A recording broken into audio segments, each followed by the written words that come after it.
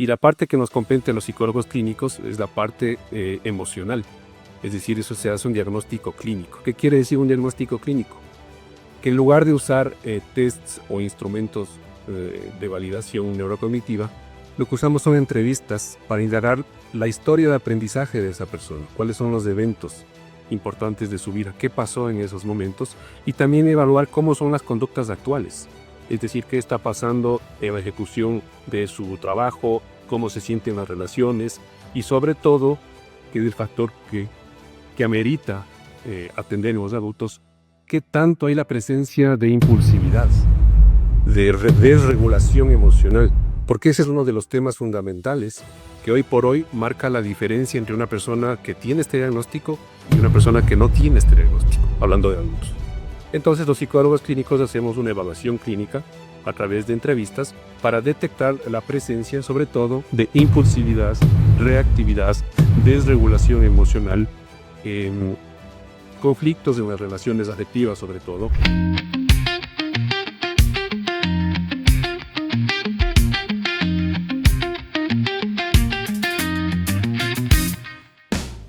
Hola amigos, otra vez qué gusto encontrarnos en este espacio que ha sido creado para ustedes, el podcast de Vive Más Salud. Qué gusto poder compartir información de salud responsablemente nuevamente con ustedes. Ámbar, ¿cómo estás? Gracias, Katy. Me encuentro muy bien y más contenta aún de poder seguir hablando y dar información correcta sobre salud, esta vez con el tema del TDAH en adultos. Y para eso tenemos un invitado muy especial. Junto a mí se encuentra el doctor Esteban Prado, que es psicólogo clínico. Ya, doctor, bienvenido a este espacio. Muchas gracias Katy, Ámbar. Es un placer estar en este espacio compartiendo estos temas tan importantes. Doctor, 25 años trabajando como psicólogo. 25 años de experiencia atendiendo el dolor y el sufrimiento y la problemática en salud mental. Qué bueno que nos haya aceptado esta invitación, qué gusto tenerlo aquí. Doctor, lo invitamos para hablar del TDAH, ya, en adultos. Correcto. Porque estuvimos en nuestro anterior programa hablando en niños, pero ahora vamos a hablar en adultos. Pero doctor, cuéntenos desde su experticia, ¿qué es el TDAH en adultos? Correcto. Bueno, este es un tema muy importante que se ha empezado a hablar mucho en redes sobre todo. Y claro, cuando se empieza a hablar mucho, hay los pros y los contras. Los pros es que se empieza a conocer, los contras es que hay mucha desinformación. Entonces, el TDAH, conocido como trastorno por déficit de atención e hiperactividad, ha sido conocido sobre todo en niños. ¿Por qué ha sido conocido sobre todo en niños? Por lo que ha sido detectado en escuelas, en edades tempranas, y ese ha sido, digamos, el nivel de atención y de conocimiento que ha tenido ese diagnóstico. Y es ahora, con los avances, con los estudios que se evidencian, que empieza a ver la importancia de detectar estos diagnósticos en personas adultas por el impacto que tiene el tener un diagnóstico de este tipo, que va más allá de la atención, va más allá de los problemas de concentración, de memoria, de ejecución de tareas, todo lo que implica lo que se ha detectado a nivel escolar. Y entonces en el mundo de los adultos empieza a ver la otra dimensión que se descubre, que es la parte emocional. Y la parte emocional afecta a las relaciones y entonces tiene ya otras connotaciones, afecta la forma en que las personas se han visto a sí mismas y entonces empiezan a haber otros tipos de trastornos asociados al déficit de atención en adultos, como depresión, como trastornos de ansiedad, y que como no son detectados como el verdadero diagnóstico, suelen ser tratados solo como depresión, solo como ansiedad, y no reciben el tratamiento adecuado. Doctor, es decir, ¿un adulto puede ser diagnosticado sin haber tenido síntomas en su niñez? Sin haber sido detectado, porque los síntomas deben haber estado en niñez. Hablemos que hoy somos una generación de niños no diagnosticados. Los niños actuales sí, porque están con ese seguimiento, están con esa alerta que se da el profesor y lo comunica a los padres, pero los que estamos hoy a esta edad posiblemente nunca fuimos diagnosticados, nunca hubo esa alerta. Es decir, ahora sí como adultos nos pueden diagnosticar que de eso sufrimos o de eso tuvimos sí. Sí, correcto. Es posible diagnosticar. Sin embargo, es importante mencionar una cosa. No solo que ese adulto no fue diagnosticado de niño, pero lo que sí ocurrió con ese adulto de niño es que fue descalificado, fue etiquetado tal vez como un niño problemático, un niño vago, un niño Que algo tenía y que no podía estar quietito en su asiento. Y sobrevivió, podemos decir que sobrevivió, que... Sin embargo, eso tuvo un impacto. Y ese impacto tiene un efecto en su psicología, en su autoestima, en otro tipo de trastornos que puede haber desarrollado. Y ahí entonces el problema no es directamente el haber tenido un diagnóstico de déficit de atención no detectado, sino el impacto que tuvo, el feedback que recibió ese niño de padres, de personas, todos esos comentarios, todas esas frases descalificadoras que recibió y que luego él las convierte como propias y sigue luego de adulto autodescalificándose sin eso seguir asociado a un diagnóstico, sino una no valía como persona. ¿Cómo es el examen ahora? ¿Cómo es el examen ahora para diagnosticarle a un adulto? Porque me imagino que es diferente a cómo le hacen un examen a un niño. Sí. Aquí hay dos dimensiones, ¿no? Tanto en niños como en adultos hay la dimensión neuropsicológica, que son las evaluaciones que hacen los neuropsicólogos a través de tests, entrevistas y algunos otros instrumentos que ellos manejan, que se enfocan sobre todo en lo que son las funciones ejecutivas, memoria, atención, capacidad de concentración, inteligencia, todas esas variables. Entonces digamos que eso está más en el reino de lo neuropsicológico. Y la parte que nos compete a los psicólogos clínicos es la parte emocional. Es decir, eso se hace un diagnóstico clínico. ¿Qué quiere decir un diagnóstico clínico? Que en lugar de usar tests o instrumentos de validación neurocognitiva, lo que usamos son entrevistas para indagar la historia de aprendizaje de esa persona, cuáles son los eventos importantes de su vida, qué pasó en esos momentos, y también evaluar cómo son las conductas actuales. Es decir, qué está pasando en la ejecución de su trabajo, cómo se sienten las relaciones y sobre todo, que es el factor que amerita atender en los adultos, qué tanto hay la presencia de impulsividad, de desregulación emocional, porque ese es uno de los temas fundamentales que hoy por hoy marca la diferencia entre una persona que tiene este diagnóstico y una persona que no tiene este diagnóstico, hablando de adultos. Entonces los psicólogos clínicos hacemos una evaluación clínica a través de entrevistas para detectar la presencia sobre todo de impulsividad, reactividad, desregulación emocional, conflictos en las relaciones afectivas sobre todo, que evidencian la posible presencia de este diagnóstico. Doctor, es decir, en este caso, para realizar un diagnóstico necesitamos dos especialistas, el neurólogo y el psicólogo clínico. Sí, los dos se complementan. Ya, los dos trabajan en conjunto para poder dar un diagnóstico adecuado. Correcto. Y decir, usted, persona adulta, tiene esta condición. Entonces tenemos una evaluación neuropsicológica y una evaluación clínica psicológica. Perfecto. Doctor, usted habló de unos test. Yo he visto en redes sociales, he visto en Instagram. En Instagram vi que habían unos test, unos cuestionarios y que uno va respondiendo unas preguntitas. Te autoevalúas. Exacto. Y dice, con esto sabrás si tienes. Y esto sirve y funciona. Para nada, un poco para explicar lo que están haciendo las personas. Por un lado, no cualquier test sirve, entonces no se sabe qué test estarán usando. Por otro lado, la importancia no es del test, sino de quién lee el test. Y entonces es muy peligroso que existan tests, cualquiera sean ellos, que cualquiera persona pueda usarlo. Para usar una metáfora, esto sería como que las personas se automediquen. Entonces una persona que está usando un test de la manera como usted lo dice, Katy, está automedicándose. Es decir, no sabe en realidad lo que está haciendo, puede llegar a conclusiones equivocadas y las personas que provocan que esto sea posible, sin saberlo, están haciendo lo irresponsable.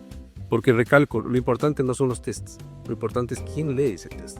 Así es, ¿Cuál porque es la cada uno profesional detrás de esos tests? tenemos nuestra propia interpretación de lo que leemos. Entonces, si hacemos cualquier test, Exacto. todos vamos a salir por algún diagnóstico si empezamos a hacer Una autoevaluación. Claro, y ahora también vámonos al otro lado. Ya hablando de las redes sociales, también vemos influencers o personas que dicen yo tengo esto porque yo dejo la tapa de la lavadora abierta, porque yo me olvido de las cosas, porque yo me quedo sin dormir hasta tarde. Y medio mundo ahora tiene esta condición. Pero vamos más allá, Katy. Te exponen lo que tienen, sus condiciones, pero además te dan el remedio, la receta, qué debes hacer, qué le forzar, no a ella o a él, que tal vez no va a funcionar en ti. Así es. Y sigue siendo eso irresponsable, ¿no? Porque ahí se convierte una mezcla entre irresponsabilidad profesional, moda, negocio, y entonces todo eso a la final lo que hace es que termina perjudicando a las personas que puedan tener este diagnóstico o a las personas que erróneamente se les está dando un falso positivo. Y usted lo ha dicho, doctor, negocio. He visto personas que venden un PDF por X valor donde te dan las pautas para que tú puedas sobrevivir con tu TDAH. ¿Ya? Pero doctor, también hay esta condición de tener TDAH. También nos puede en muchas ocasiones afectar a nivel social y al nivel de pareja. ¿Qué afectaciones puede haber? Las afectaciones son muy importantes y eso es lo que se trata a nivel de adultos, ¿no? Entonces, las afectaciones son que las relaciones se vuelven conflictivas porque como hay una desregulación emocional. ¿Qué es la desregulación emocional? La incapacidad de manejar la frustración y de, por lo tanto, actuar con impulsividad. Entonces, al actuar con impulsividad, hay más conflictos, hay poca gestión de lo que pueda ocurrir en una relación de pareja. Las parejas no entienden lo que le pasa al otro y entonces le etiquetan de una forma. Es el mal genio. Exacto. Doctor, voy a decir algo que quizá la gente va a explotar en redes y me va a funar por lo que voy a decir esto, pero tengo que decirlo. Mi labor periodística es decirlo y que el doctor nos saque de la ignorancia.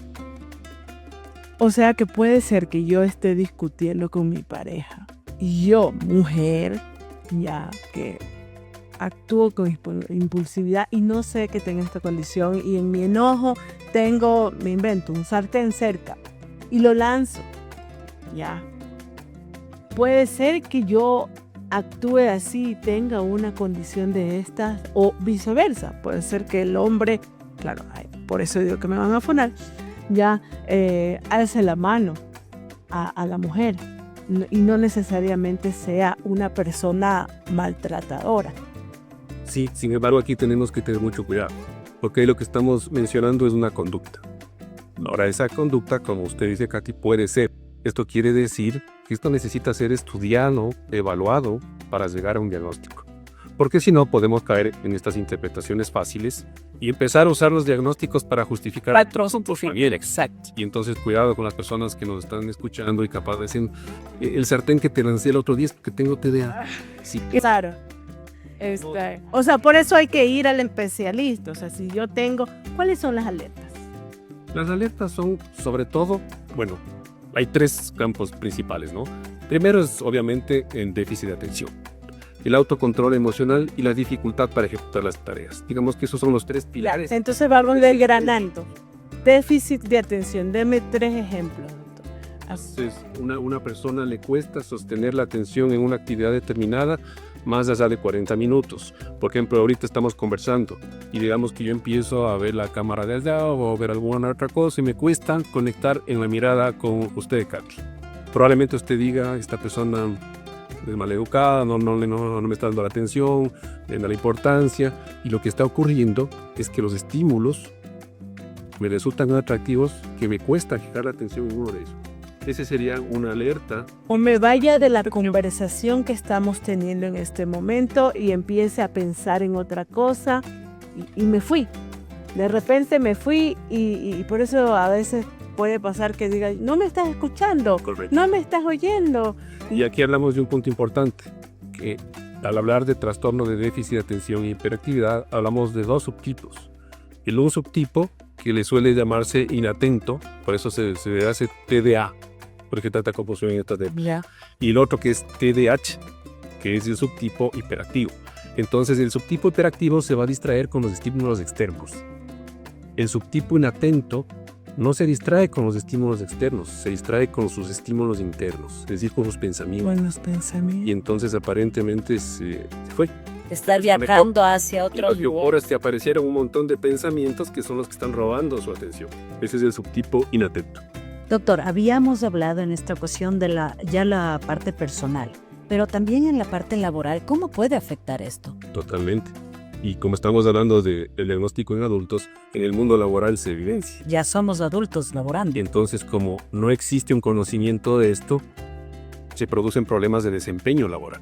Ahí donde no necesariamente es un problema de desempeño.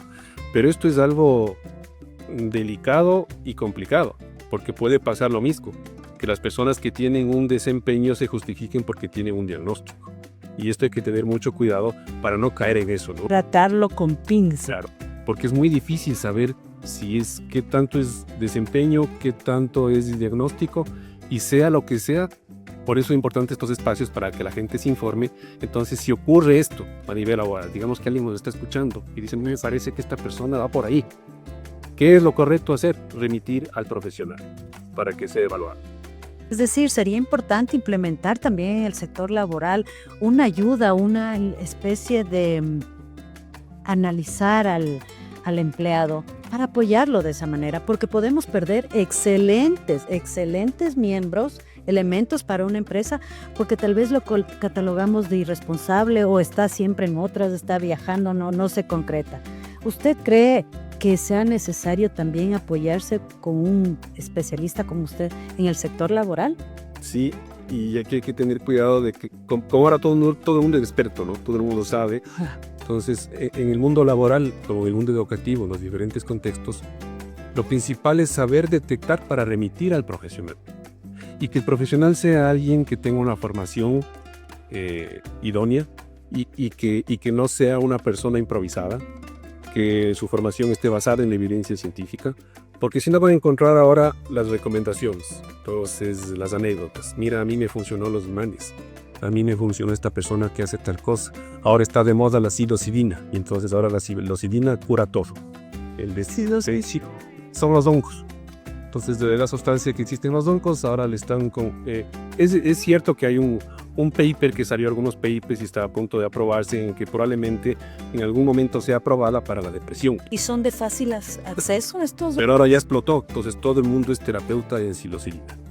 Le hacen sus capsulitas, quién sabe cómo medirán las sustancias, y esto es para TOF, para déficit de atención, para depresión, para ansiedad. Entonces eso es algo irresponsable.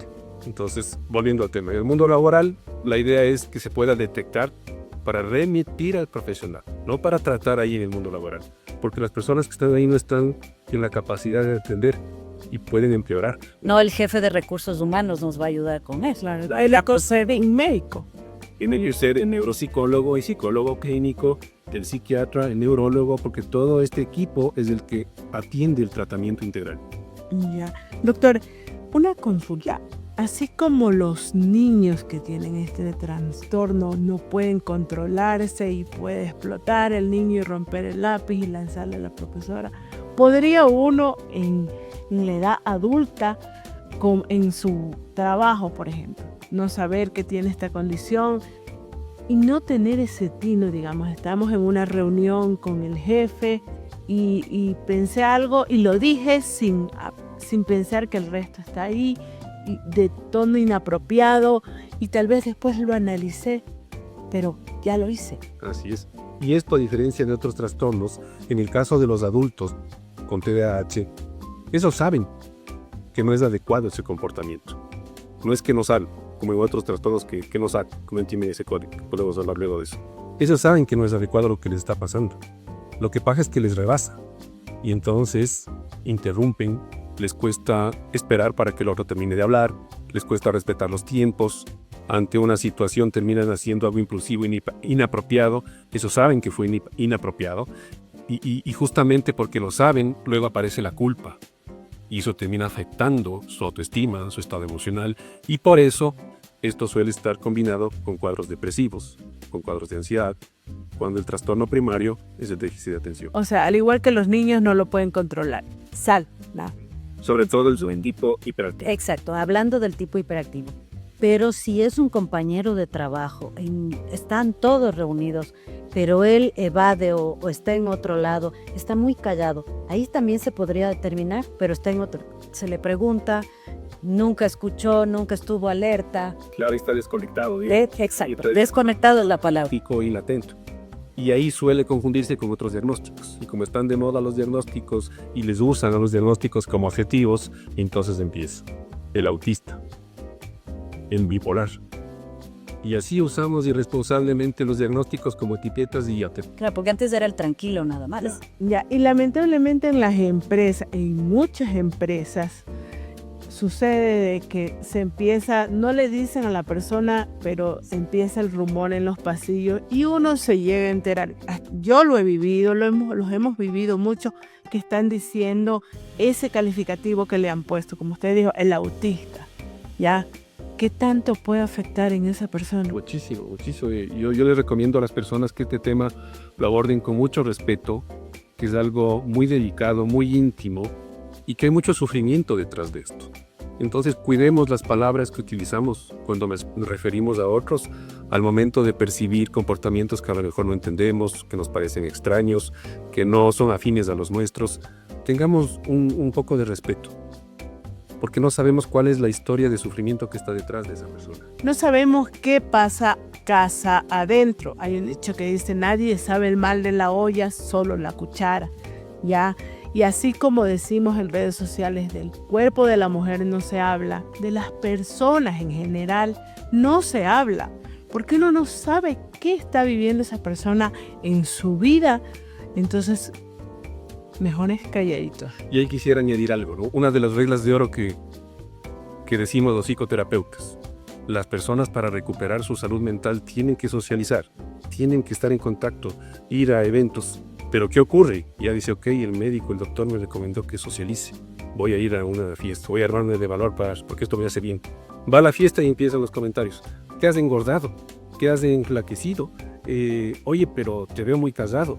Qué extraño que eres. Y entonces la socialización se convierte en una experiencia desagradable, hostil, que no solo no le sirve, sino que refuerza a que siga evitando la socialización.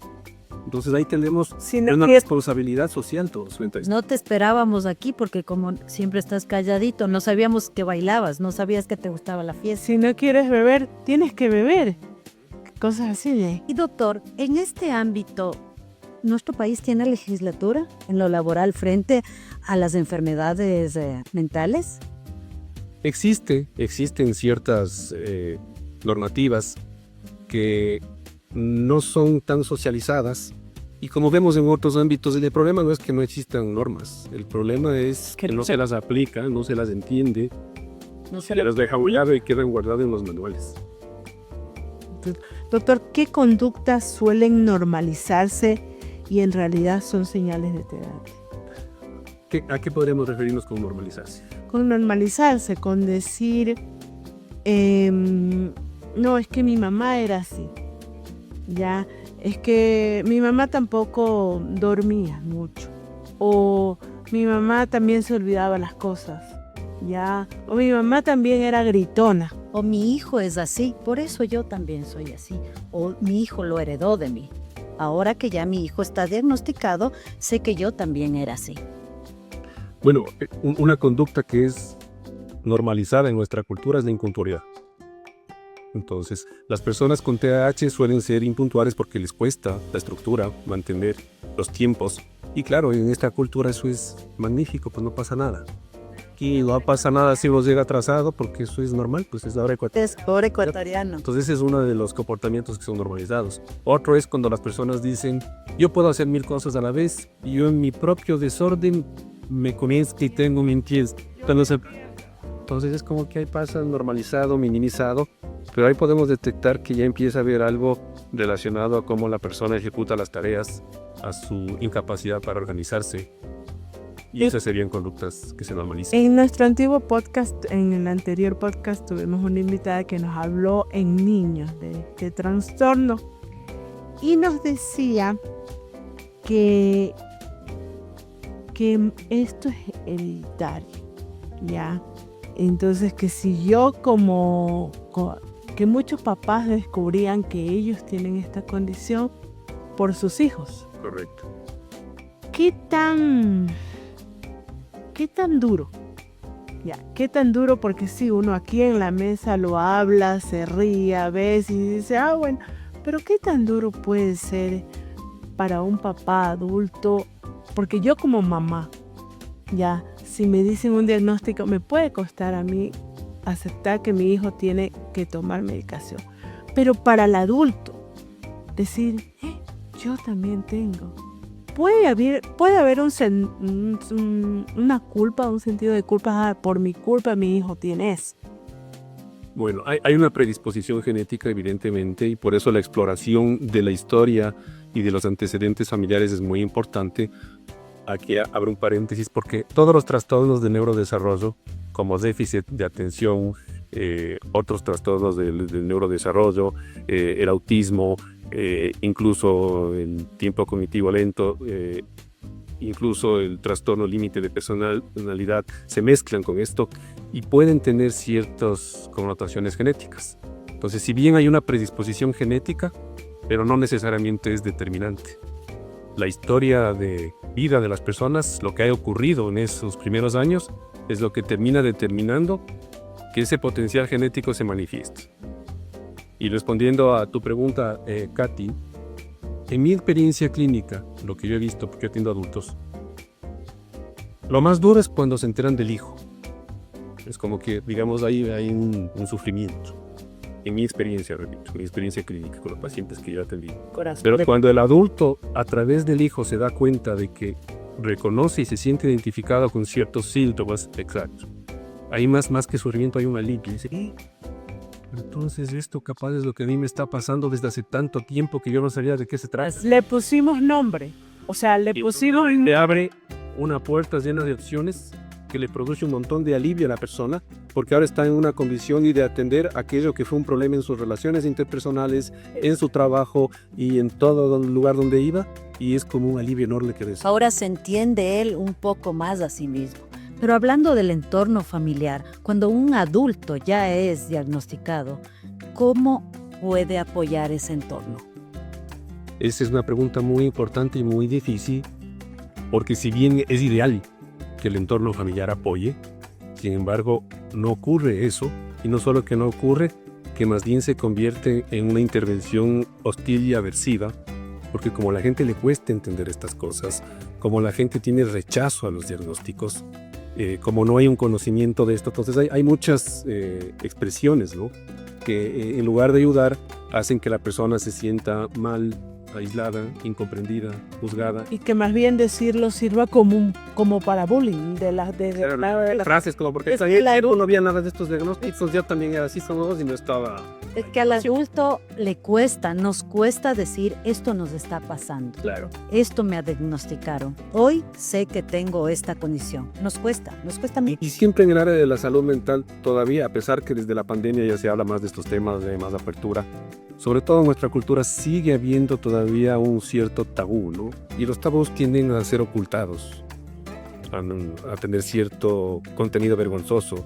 Entonces a las familias no les gusta hablar de que uno de sus miembros de la familia tiene un tema tabú. Entonces hay cierta resistencia a ocultarlo, o se le acusa a la persona que está manipulando, justificándose de sus malos comportamientos en un diagnóstico. Entonces lamentablemente, repito, como decía, lo ideal es que existe el apoyo familiar, pero lo que más ocurre es que hay una intervención hostil por parte de la familia. Por eso es importante la psicoeducación a la familia en estos temas. Doctor, ¿terapia para el adulto? Claro, por supuesto. Esto es algo que amerita terapia. Si bien existe la medicación, ya sea en estimulantes o en inhibitorios, pero lo fundamental es la terapia, porque ahí es donde el adulto primero va a entender, es decir, recibir la psicoeducación acerca de su trastorno, que el trastorno, hay tantos diagnósticos como personas.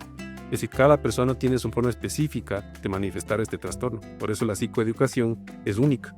No existen manuales, no existen libros, no existen PDFs. Lo que existe, yo me tengo que aprender a conocer a través de un profesional. A través del médico.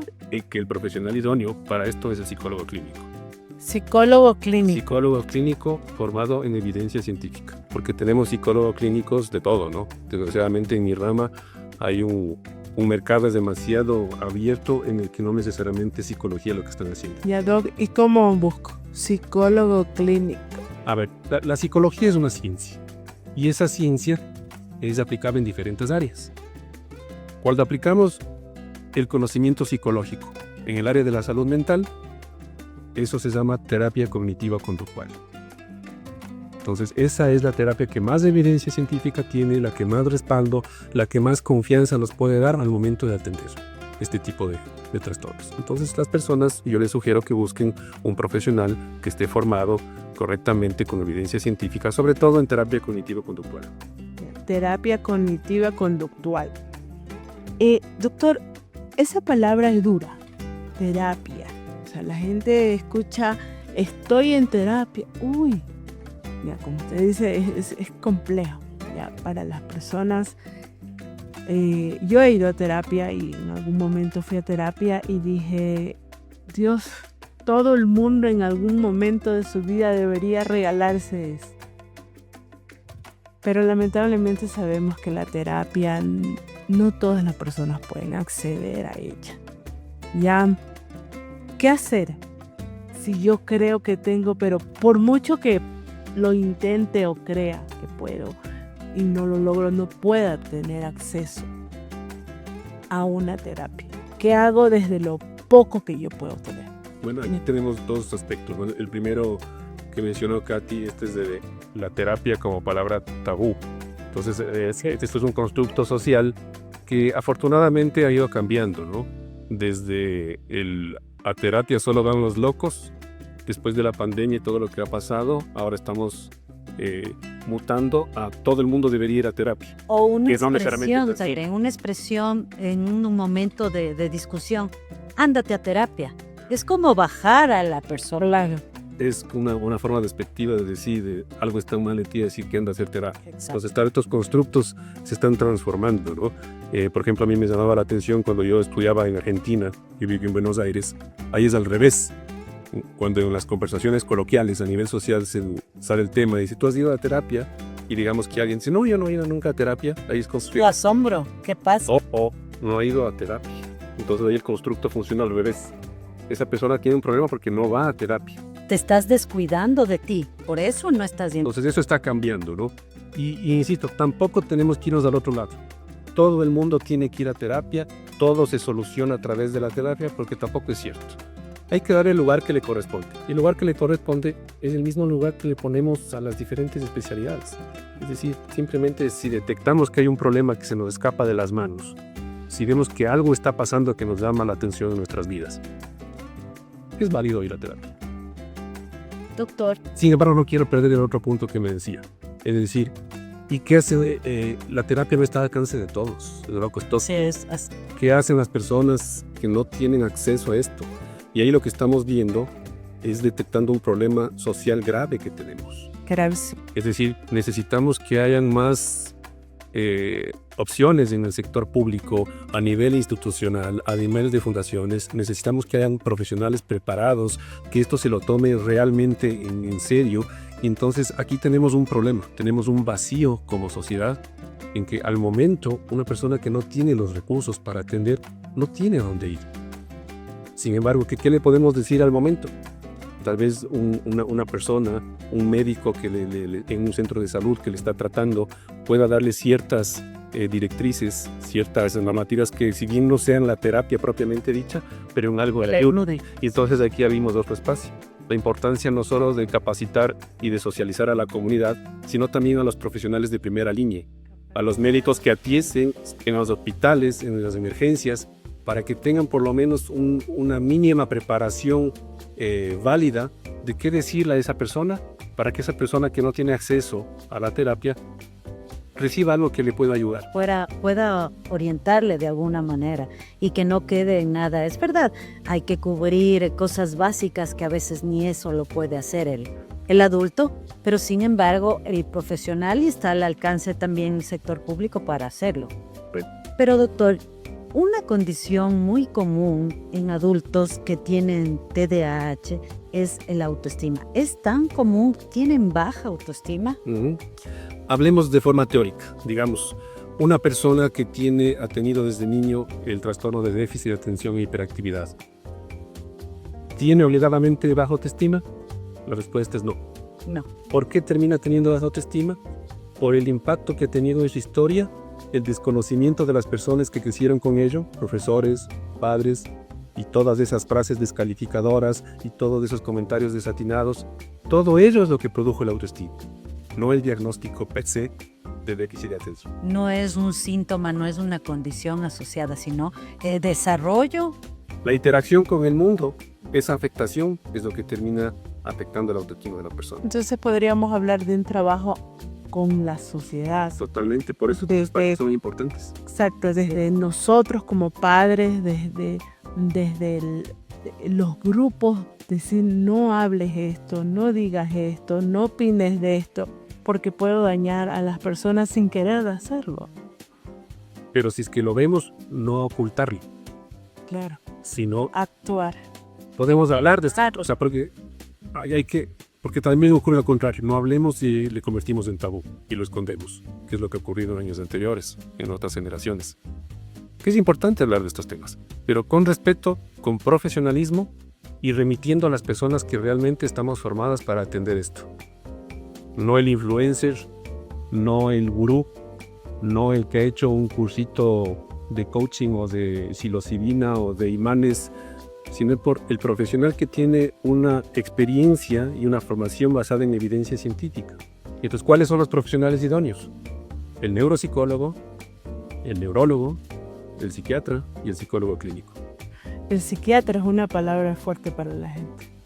Y no debería de ser. Psiquiatra y dice, uy, ¿qué te pasa? Claro. Sí, es una palabra complicada. Tendríamos que tomarlo como un especialista que nos apoya en cierto. Que nos brinda un apoyo en la parte médica y psicofarmacológica en el área de salud mental. Así es. Doctor, ¿qué mensaje le daría a alguien que dude en consultar? O sea, que tiene ese que algo me pasa, pero no quiero. Porque a veces nosotros los seres humanos dejamos pasar las cosas hasta que ya algo más grande ocurre y ahí decimos, ¿por qué no fui? Ya, pero ¿qué mensaje le daría usted a esa persona que lo está pensando o que quizá nos está escuchando en este momento y dice, a mí me pasa y no me atrevo? A ese adulto que nos está escuchando, el mensaje que yo le diría es que se anime, que se atreva a consultar al profesional adecuado.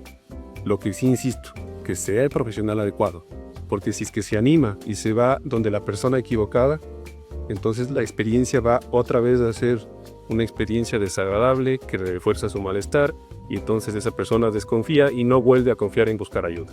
Entonces es preferible darse el tiempo de buscar el profesional adecuado que por impulsividad busque a la persona que le han dicho y le ha recomendado a alguien sin ser la correcta. Y le recomendaría que se anime, ¿por qué? Porque vuelva a mi experiencia clínica de atender pacientes de adultos. Lo que sienten estas personas es un enorme alivio, porque se les abre toda una ventana de opciones, primero para entender todo lo que ha venido ocurriendo en su historia, en lo que sufrió en silencio, en lo que fue atacado, en las oportunidades laborales que perdió. Y entonces el dato que esta persona se anima a entender qué le pasa, encuentra un enorme alivio, encuentra que hay un camino para manejar esto. Porque esto es más una condición, no es una enfermedad. Es simplemente una condición que necesita ser entendida para ser correctamente gestionada, de tal forma que las experiencias de vida sean gratificantes en lugar de hostiles, como han venido siendo. Doctor, en nuestras redes, una vez que anunciamos este tema, porque en inicio lo hicimos con niños, lo anunciamos también con adultos, nos hablaron mucho de que el adulto con TDAH procrastina. ¿Qué es eso? Explíquenos, desmenúcenos, porque es un término que se lo está usando mucho, pero que no conocemos a profundidad. No lo entendemos. Si bien la procrastinación podemos hablar como el concepto en general, pero hay que analizar, por eso digo que hay que analizar en cada caso, porque hay distintos tipos de procrastinaciones, incluso en las mismas personas que tienen el diagnóstico. Está hasta complicada la palabra procrastinación. ¿Qué es eso? ¿Qué significa? Cuando hablamos de procrastinación es cuando decimos aplazamos las tareas que vamos a hacer. Entonces la llamada que iba a hacer a un cliente no la termino así. Oh, no. Entonces, ¿por qué suele ocurrir esto? si hablamos en términos generales, porque las personas están evitando algo. Están evitando algún tipo de malestar. Y entonces el procrastinar esa conducta tiene una funcionalidad que le sirve en ese momento, que es el alivio de no exponerme al malestar de hacer lo que tengo que hacer. Y por eso procrastino. Exactamente, es una manera de cubrirnos. O sea, pues como yo me da nervios llamar ahorita a mi cliente. De aplazar actividades importantes que sí o sí las voy a tener Tengo que que hacer. estudiar para el examen de 2 meses, pero ahorita no, porque me expongo a que no sé. O sea, me estoy exponiendo a algo que me causa malestar. Entonces la procrastinación tiene una función, que es que me da un alivio momentáneo. Y por eso la ejecuto. Qué interesante, doctor. Y para evitar esto, porque mire qué cosas muy importantes las podemos dejar sin hacer. Claro. Y van a tener consecuencias. Y eso nos pasa a muchas personas, no solo a las personas que tienen este diagnóstico. La procrastinación tiene una funcionalidad y que no es propia solo de Y individuos. puedo decir, lo que pasa es que yo soy bien olvidadiza y por eso. Claro. Y normalizar. Exacto. Y normalizarlo. Pero ¿qué hago? Denos un tip. Bueno, primeramente hay que diferenciar lo que es procrastinar porque me sirve ¿Ya? y diferenciar si es que esto tiene que ver también con un problema de atención, en el sentido de que el malestar que me produce es que no puedo atender algo, una actividad por mucho tiempo.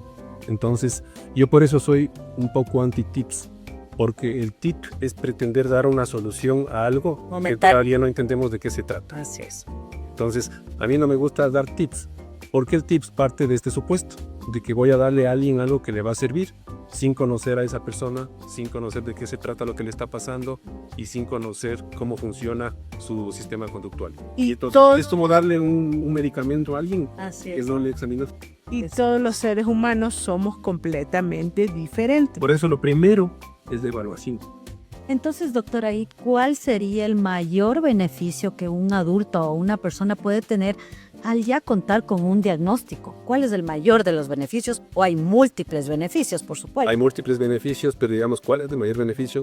Que mejora notablemente su calidad de vida, la de sus relaciones y de su entorno más cercano a nivel afectivo. Y tiene una mejor vida y se siente bien consigo mismo. Dijo una palabra clave el doctor: calidad de vida.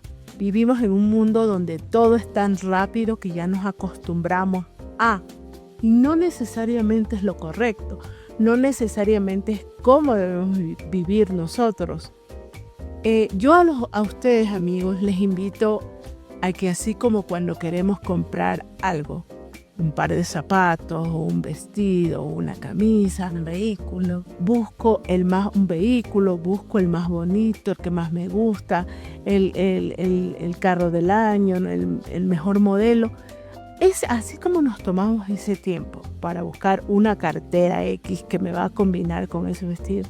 Tomémonos el mismo tiempo a la hora de escoger un especialista, a la hora de ver salud, porque sin salud no hay nada. ¿De qué sirve que tengamos dinero, fama, una gran casa si estamos enfermos? O si tenemos alguna condición que no nos deja ser nosotros mismos. Entonces tomémonos ese tiempo para buscar al especialista adecuado.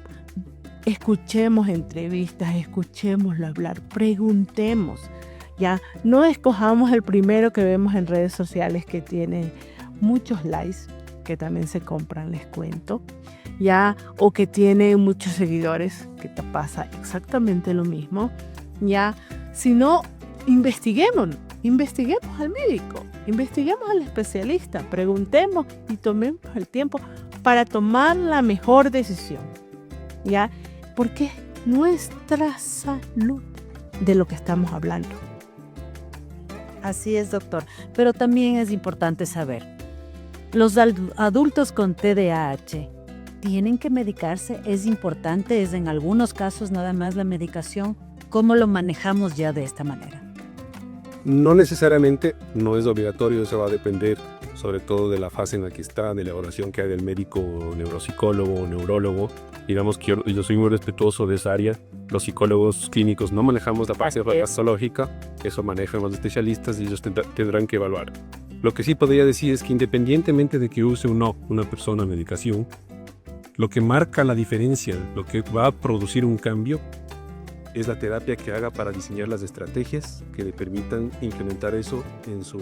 Doctor, y hablando de terapia, también pasa así como en los niños que uno se asusta porque tiene que ir a terapia mucho tiempo y el trabajo, los tiempos no nos permiten hacer a veces seguir esas rutinas. La terapia en adultos sería, yo sé que es según cada caso, pero le enseñan al paciente para no seguir una terapia muy larga. Y aquí desmitifiquemos la palabra terapia y cambiemos de palabra.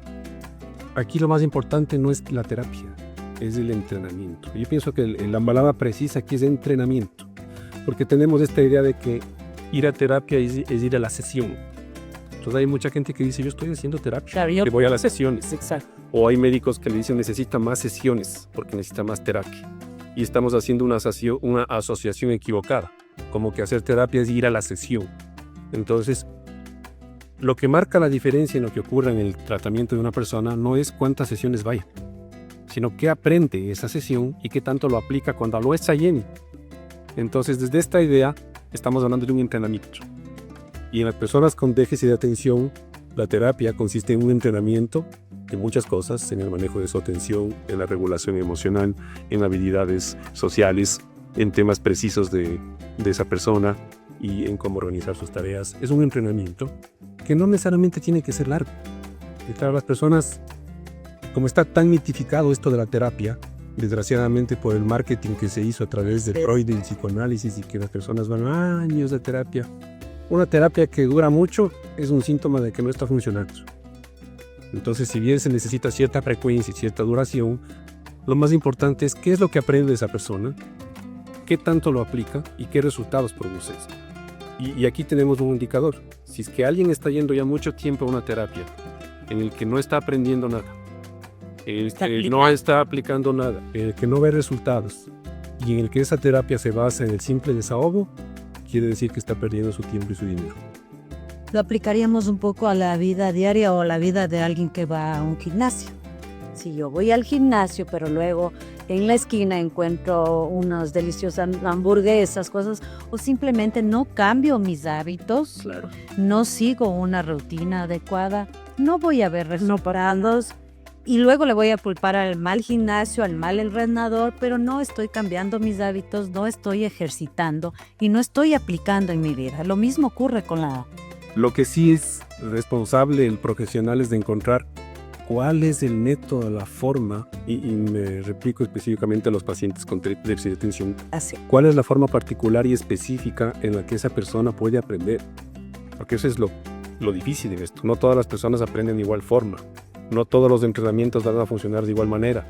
Por eso nos sirve la autoayuda y los entrenamientos generales, porque no todo funciona igual para todas las personas. Una misma técnica que funciona para alguien, para otra persona, no solo que no le va a funcionar, sino que le va a producir más ansiedad y más malestar y más daño. Es decir, unos somos más visuales, otros más auditivos. De esa manera nos podríamos diferenciar y es el especialista en que se da cuenta de cada una de nuestras... Y aquí sí les doy un tip, pero un tip para escoger al profesional correcto. Pero, gracias. Cuando ustedes vean que alguien profesional o alguien en redes les está vendiendo una técnica en particular, ese es un indicador de que no es recomendable. Porque no todas las técnicas funcionan de igual manera para todas las personas. Y entonces en el mundo del negocio, del desarrollo personal, hay cursos, seminarios, certificaciones de una técnica. Entonces yo aprendo esta técnica, ya soy especialista en esta técnica y ahora vendo esto a todos. Y lleno auditorios y Claro. todo el auditorio. Hay indicadores de que ahí no estamos frente a un profesional responsable. Porque como les digo, no toda técnica sirve para todos y muchas veces la técnica que me funcionó con un paciente, con otro no va a funcionar, incluso le va a resultar más ansiosa y le va a hacer más daño. Por eso dicen que las dietas no son todas, para todos. Para todos. Todos los seres humanos somos completamente diferentes. Doctor, qué grato ha sido tener esta charla con usted. Estamos felices de que haya aceptado nuestra invitación. Esperamos volverlo a tener en este espacio. Ha sido enriquecedor poderles informar a ustedes, poderles decir responder sus preguntas, escríbanos, coméntenos, compártanos. Nuestra labor periodística es esa. Si una persona que tiene esta condición vio este programa, ya habremos hecho bastante. Ámbar. Muchas gracias, doctor, por regalarnos su tiempo, por compartirnos todos sus conocimientos, pero sobre todo por adentrarnos un poquito más en conocer estos temas que, como usted lo dijo, son tabú. Pero también queremos saber dónde lo ubicamos, doctor, y por supuesto sus redes, comuníquenos. Bueno, pueden contactarme a mi mail, estebanpradoconsultorio@gmail.com. Y las redes que yo manejo son principalmente en X, me pueden encontrar como Interconducta, y en LinkedIn como Esteban Prado. Perfecto, doctor. Muchísimas gracias por acompañarnos. Nada, muchísimo y les felicito por esta iniciativa. Muchas gracias, amigos, por acompañarnos en un episodio más del podcast de Vive Más Salud. Los esperamos en otro capítulo.